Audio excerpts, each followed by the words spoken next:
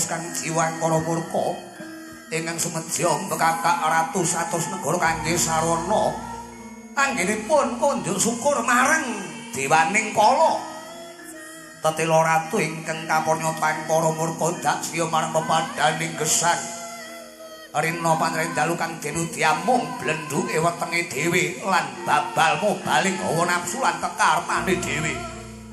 Mereka semono kaimutaken dening Kang Putra Sang Jayatsena Rama.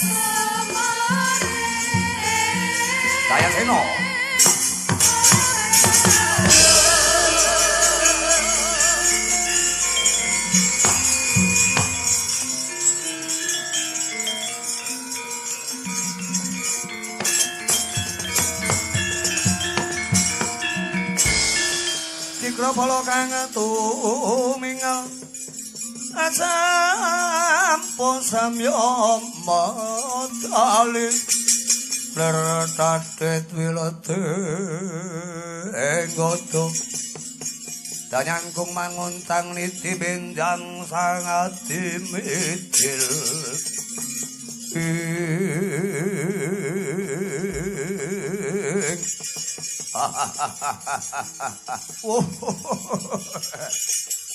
Anakku bocah bagus Jayatsena Jayat Jayat wonten timbaning kang dawuh Kanjeng Rama Dewaji Rama Prabu Jarasandha matur kepara nyata pamanmu sakloron sakembaran Hamsa Dimpaka nggone golek ratu tetelukan sing kudu dadi bekakak ning alun-alun Giribadra nganti sakyaene urung katon bali.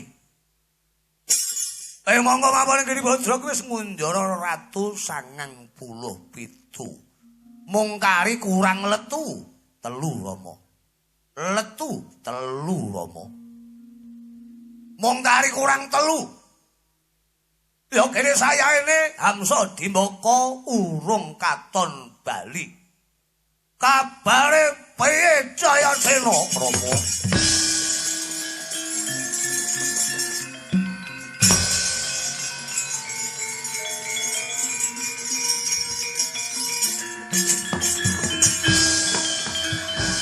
Nyuwun pangapunten agung Kanjeng Rama.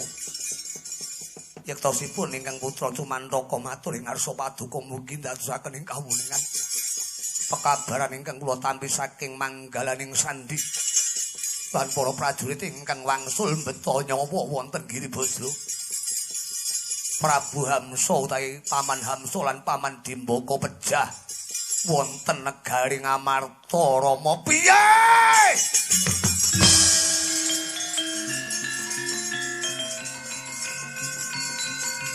Piye Jayatsena?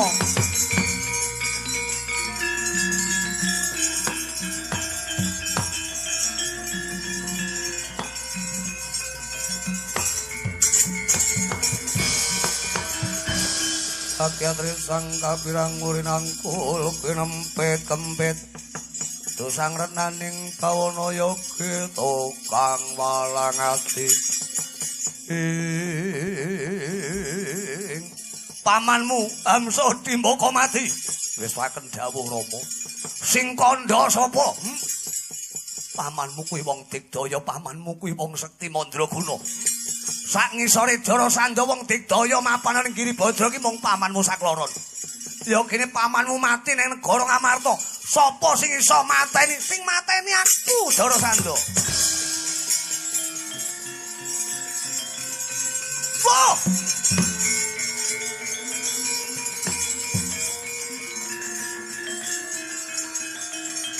Wah!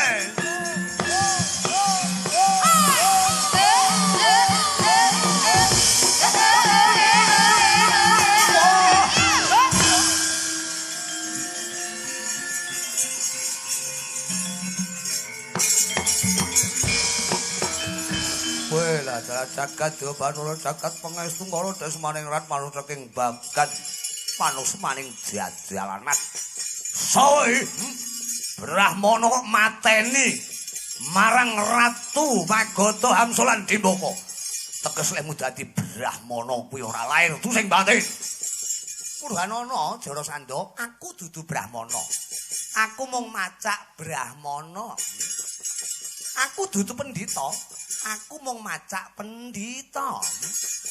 Aku dudu wasi. Aku mung macak wasi.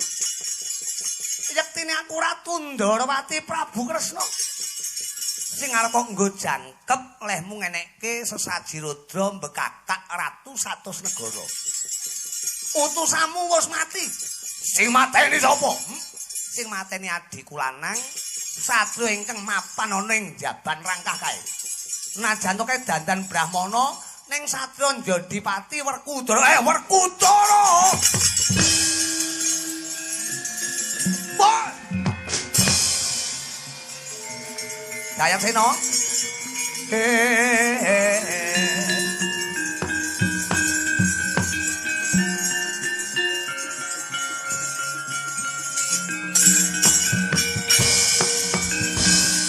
Nyata laruta saking kuda sang guru kula yen tan mutusa sang Sri hai dengan dika Raden Jayatsena wis waken dawuh paduka Ratu Ndarawati Prabu Kresna putranipun Jarasandha ya wis waken dawuh apa Jayatsena condong apa Jayatsena sarujuk yen to Prabu Jarasandha ngenekke sesaji rudra mateni ratus-atus negara. Yektosipun kula mboten sarujuk nanging kula mboten wantun ngemutaken dhateng Kanjeng Rama sinuwun. Bagus. 197 sing dikunjara kae luar ana kabeh. Tak jagake ora niat mateni bapakmu ning monah Satru Sekti Brasta Angkara Murka.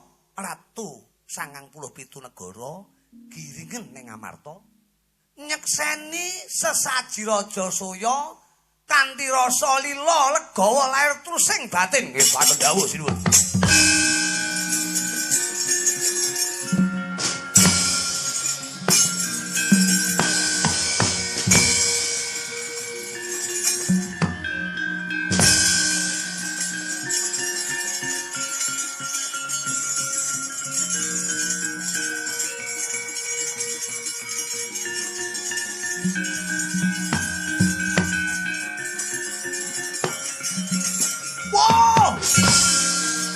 Wah!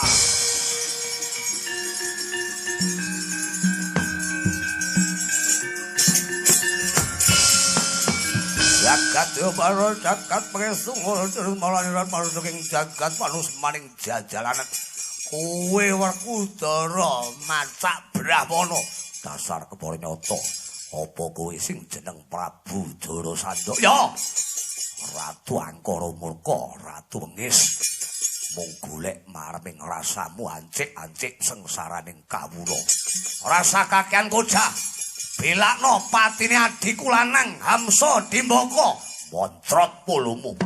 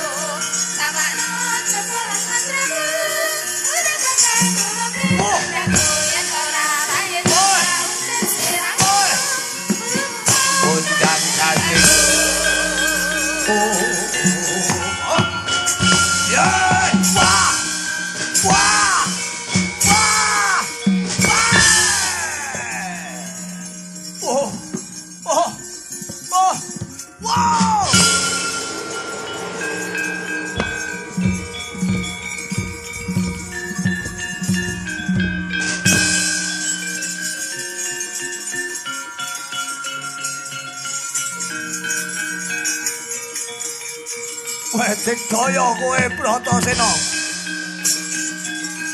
Wah! Wah! Wah! Ayo!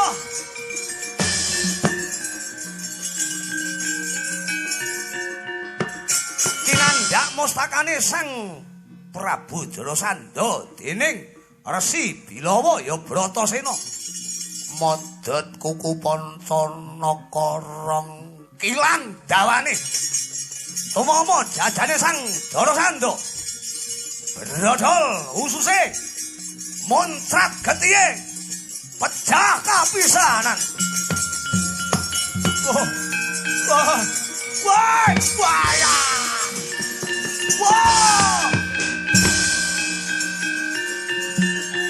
udah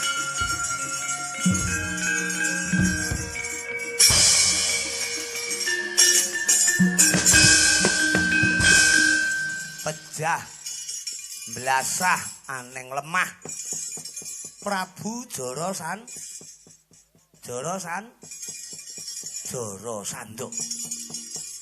eling-eling Ratu Negara Giribajra Prabu Jarasandha dudu ratu ceketer dudu ratu abal-abal mila kadigdayane murakapi kadyuping samirana grega kaya wungu saka lendra wah oi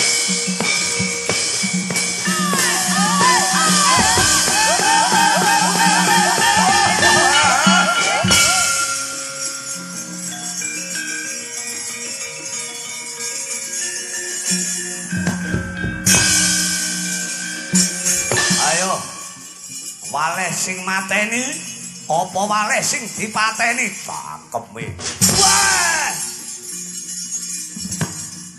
wah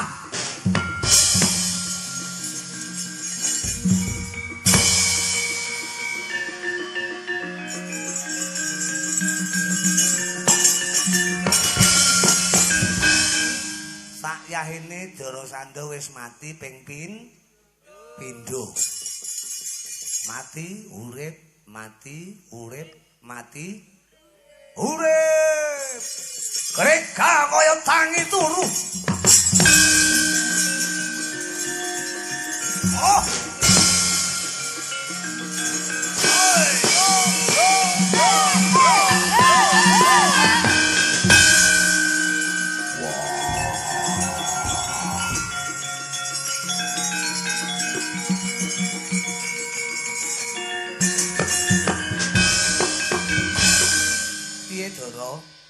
Ratu kok ngedapi-dapi kaya Hamsa Dimbaka. Hamsa Dimbaka ki dipateni sijine nglangkahi sing mati urip meneh. Tak dundase mati bareng ora enek sing nglangkahi. Bareng iki ijen mati kena angin urip meneh. Mati urip meneh. Iki arep tak du karo sapa ndase Jarasandha iki. Mlana nek wong tuwa guneman ki dirungokne. Nek wong gerang crita ki dirungokne to. Nek pengumuman ki aja terus curhat karo kancane dhewe-dhewe ngono kuwi. Ngerti asale? Jarasandha ki asale saka Dela. Lho kuwi gethuk Yayi. Jarasandha kuwi asale saka Pelem. Wah, peleme para tangga. Pelem pertangga jiwa. Garwane Prabu Briyadata ning pira, Yayi? Ana loro. Peleme siji banjur dipara dadi loro. Digathuke dadi Jarasandha. Carane mateni Jarasandha, wah, ngerti aku. Dikapake. Oh, sik to nek asale loro terus dadi siji, carane mateni digoleki tombole. Kowe iki Bratasena dudu tukang listrik ya? Bratasena kok nyambi ning PLN iki kaya rumasaku. Sigaren Jarasandha. Nek wis sigar ora eneng sing iso nguripne marang Jarasandha. Ora omong ket mau.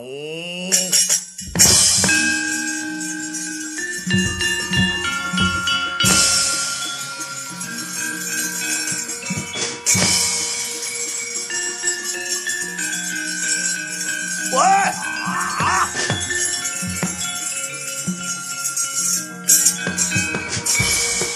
Ora Raden Sang Bratasena cinandak pokange Sang Jarasandha. Cinandak pokange Sang Jarasandha. Suku ingkang kering dipun tarik ngiwa, suku ingkang tengen dipun geret nengen. Sigar sak njero-jerone Jarasandha pecah kapisanan. Woi, kapane? Woi.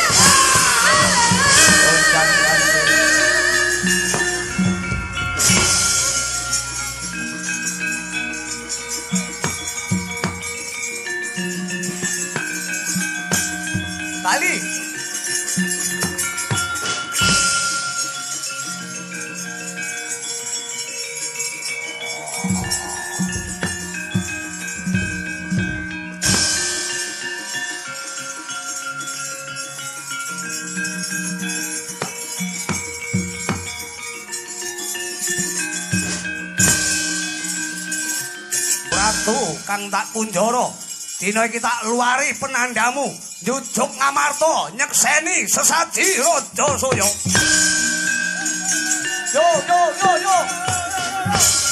Yo tangi hei yo budal Ngamarta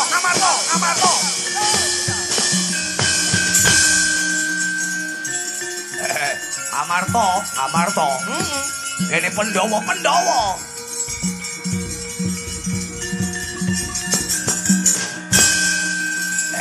melu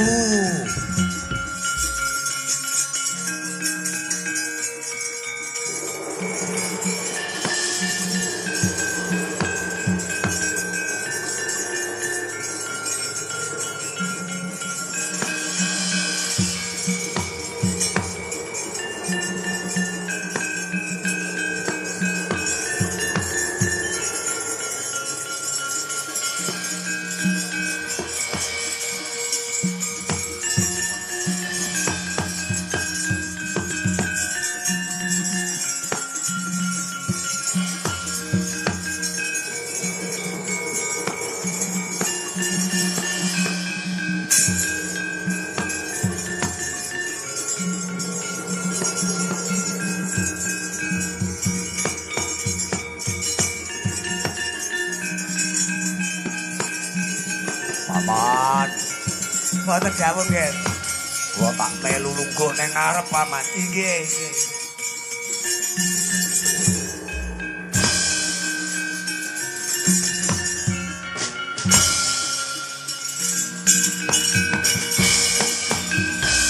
Arsa madangi jagat tuk mungo paning sabuta ing ukir marababak bang sumirat kening soroteng surya mega lan gunung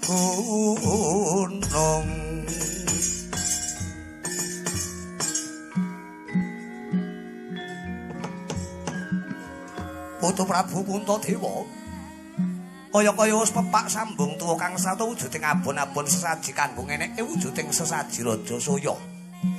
Mula dina iki putu-putu punggone Pandhawa ngeneke wujuding sesaji Raja Soya wis dirawuhi dening ratu satus negara ingkang kanthi suka lila legawa lair tusing batin. Uga Brahmana cacah 7 sing kudu maca mantra rahayu kang sarta wis bisa kasembadan munah Ratu Sekti Durmalaning jagat Ratu Negara Giribajra Prabu Jarasandha Ratu kang keparat jangkep bakar dening Pandhawa rahayu widodha nir ing sambekala lan aku matur suwun marang Prabu Kresna gandeng wis biyantu marang putu-putuku Pandhawa Prabu Kresna tak anggep ratu ingkang pratitis wicaksana lan waskita kene.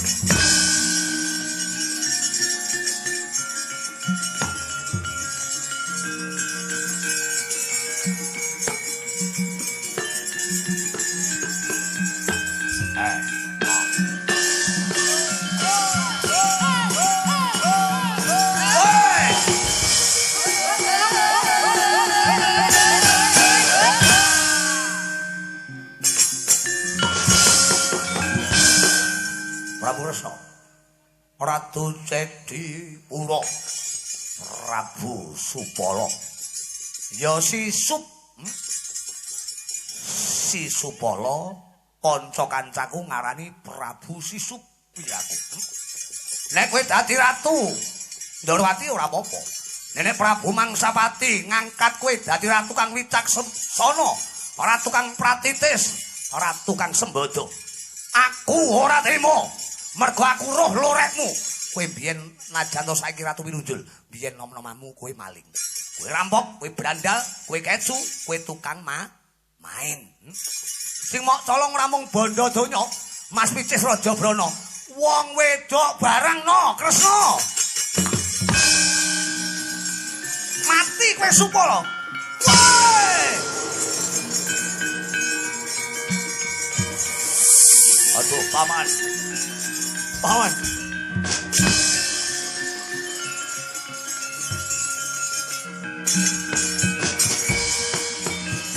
Nyata laruta saking Gudha sang guru kula yen tan mutusa sang Sri pripun Paman wangsul mawon Supala dijagake malah blendes malah mati teng tangane Prabu Kresna. Wah, sesaji Raja Soya. Taun ngarep mon ngenekne meneh mawon. Enggak, mantuk mawon Kurawa Bali. Niki wong suci angel dimusuhi.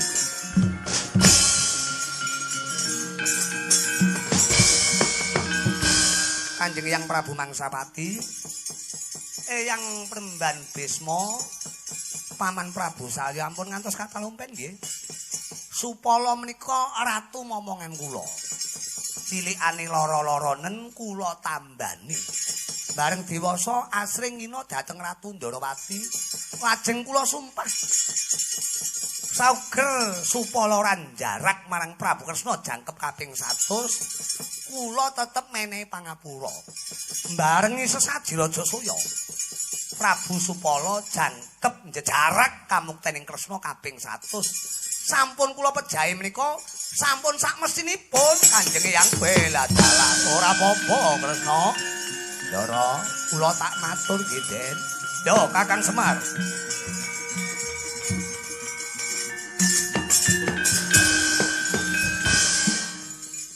pangapunten ingkang agung kapurnyata kula badhe matur sawis dhateng pendhanika kabeh para ratu ingkang padha kepareng rapat menika.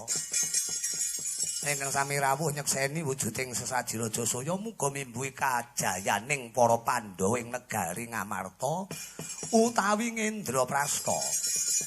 Lan malih kanthi sarana wontenipun sesaji Raja Saya Pandhawa sampun saged bingkas karya monah satu sekti burmalaning jagat nambalna Pandhawa njayeng bawana Nyakrawati Mbadenda aning negara Ngamarta nambalna karahayon tumraping nusa lan bangsa subur makmur gemah ripala jinawi karta turta raharja lan nambahi keslametan dhateng sedayanipun. Slamet sing nanggap. Amin. Slamet sing ditanggap. Amin. Slamet kabeh sing padha nonton tanggapane. Ndara.